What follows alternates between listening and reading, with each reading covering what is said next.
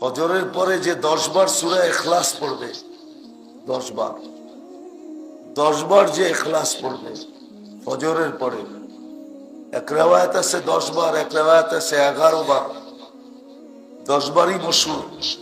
যে 10 বার সূরা ইখলাস পড়বে জান্নাতে একটা বাড়িও কমপ্লিট হবে। ওই দিন শয়তান যত জোর লাগাব ওর দ্বারা কোনো কবিরা গুনাহ করাইতে পারবে না, কোনো বড় গুনাহ করাইতে পারবে না, যত জোর লাগাব। ওয়ালাউ আজিজাহু শায়তান, হাদিসের লফজ আছে, শয়তান ওকে যত গার বেকা করে করতে চায়, করাইতে চায়, পারবে না। এই আমলগুলা করা, এর দ্বারা হবে কি? আল্লাহ আমাদের সাথে হবে, আল্লাহ পেয়ে যাব, আল্লাহ রসুল পেয়ে যাব। মেরে দোস্ত, আরে পায়া দেখেন, আল্লাহ যদি আপনার পাওয়ার করে, আল্লাহ যদি দিতেও চায় যে সারা দুনিয়ার তোরে রাজত্ব দিতে চাই, আপনি বলবেন এই মশার পণ নিয়ে আমার লাভ নাই, এই মশার পণ নিয়ে আমার লাভ নাই, আমি নিব না। হাদিস আছে সমগ্র দুনিয়া, সমগ্র ভান্ডারের সাথে মশার পড়ার সমান দাম। আপনি বলবেন আমি নিব না, তখন আপনি আল্লাহকে বলবেন নিব, ওইখানে নিব। এইখানে নিলে তো একদিন ছাইরা যেতে হবে, এইখানে নিলে তো একদিন বাদ দিতে হবে, ওইখানে নিব কোনোদিন ছাইরাও যেতে হবে না, ওইখানে নিলে আর কাউকে বাগও দিতে হবে না। আল্লাহ পায়া যান না, আল্লাহ পায়া যান না।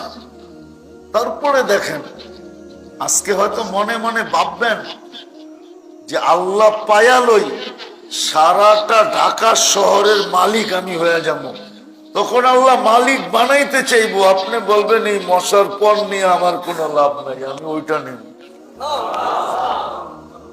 পায়া দেখেন না, এই জন্যই আল্লাহ ওরা নিতে চায় না। আল্লাহ পায়া গেছে ওরা নিতে চায় না, ওরা নিতে চায় না, ওরা আল্লাহ দিতে চায় কিন্তু ওরা নিতে চায় না।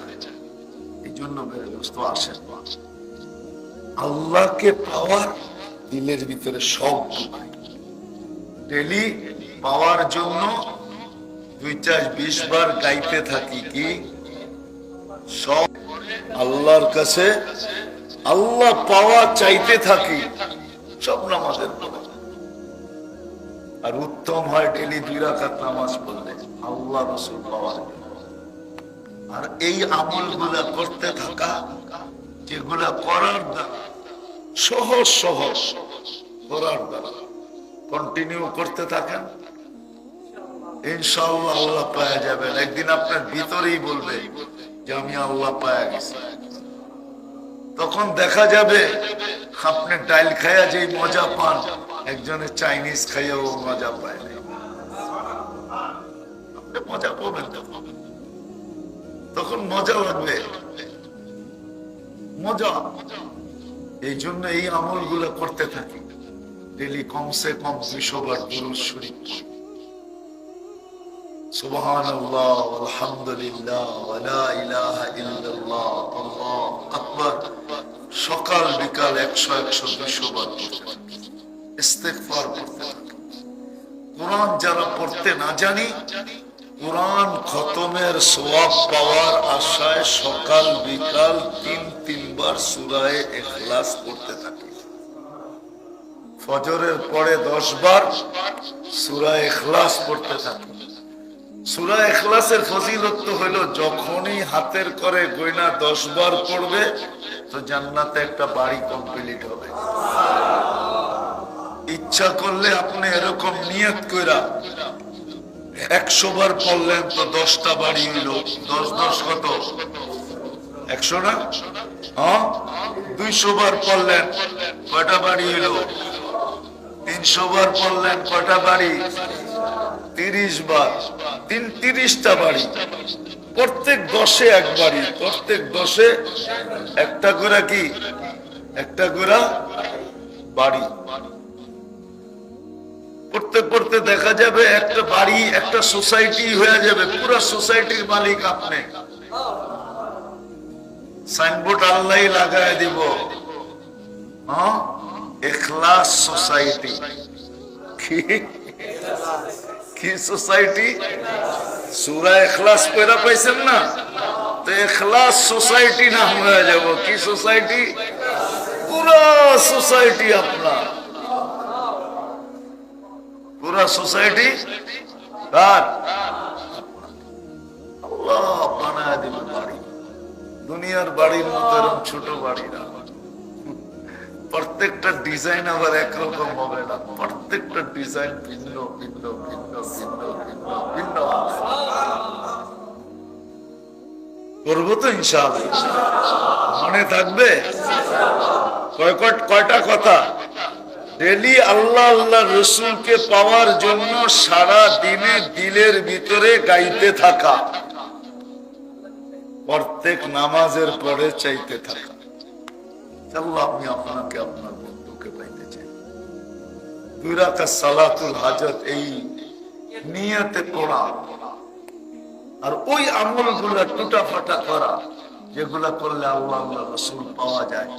যেমন 100 বার দুরূদ শরীফ সকালে, 100 বার বিকালে, সুবহানাল্লাহ আলহামদুলিল্লাহ ওয়ালা ইলাহা ইল্লাল্লাহ আল্লাহু আকবার, সকাল বিকাল 100 পড়া। ইস্তিগফার সকালে 100 বার, বিকালে 100 বার পড়া। কোরআন খতমের সওয়াবের নিয়ত, সওয়াব পাওয়ার জন্য যারা কোরআন পড়তে পারি না এরা সকালে 3 বার, বিকালে 3 বার সূরা ইখলাস পড়া। করবো তো? আর কমসে কম নবীর বেশভূষা ধারণ করার চেষ্টা করি।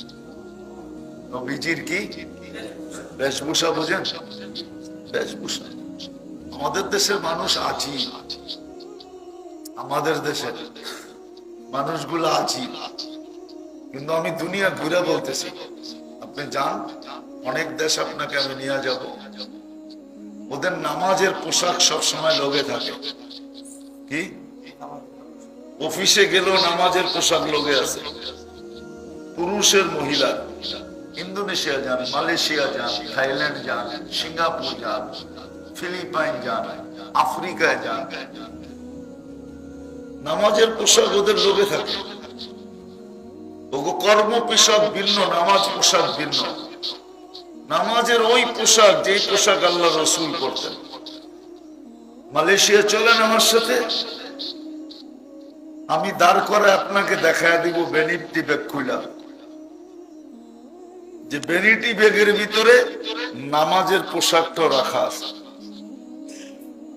কিন্তু ওরে দেখলে আপনি মুসলমানও বলবেন না যে এই কি মুসলমান নাকি, আপনি আরে দাঁড় করে নামাজের পোশাক দেখাইতেছেন। কিন্তু যখন ভ্যানিটি ব্যাগ খুলবেন তখন দেখবেন নামাজের পোশাকটা রাখা আছে। ও নামাজের সময় এই পোশাক পরবে আর নামাজে দাঁড়ায় যাবে। পুরুষও এরকম নামাজের পোশাক রাখা আছে। দুঃখের বিষয় আমাদের দেশে নাই। এই জন্যই বলতেছি নবীর বেশভূষা, নবীর বেশভূষা।